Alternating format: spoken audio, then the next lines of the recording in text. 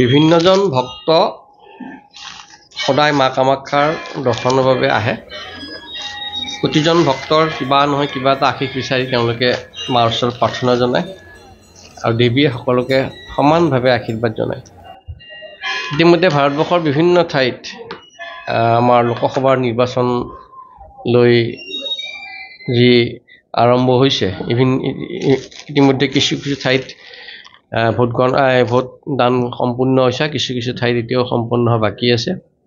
বিভিন্নজন নেতা নেতা কামাখ্যালৈ আহিছে, তেওঁলোকে মাৰ ওচৰত আশীষ বিচাৰিছে। আমি সকলো ভক্তজনকে সমানভাৱে আশীৰ্বাদ জনাইছোঁ যাতে সকলোৱে জয়যুক্ত হৈ মনোকামনা পূৰ্ণ কৰিব পাৰে। আৰু বিভিন্নজন ভক্তও ইয়ালৈ মা কামাখ্যাৰ বিভিন্নজনৰ বিভিন্নতা বিষয় লৈ মাৰ ওচৰত আশীষ বিচাৰি আহে। দেৱীও সমানে সকলোকে আশীৰ্বাদ জনায় আৰু আমাৰ বিশ্বাস যাতে সকলো কাৰ্যত সুফল পায়।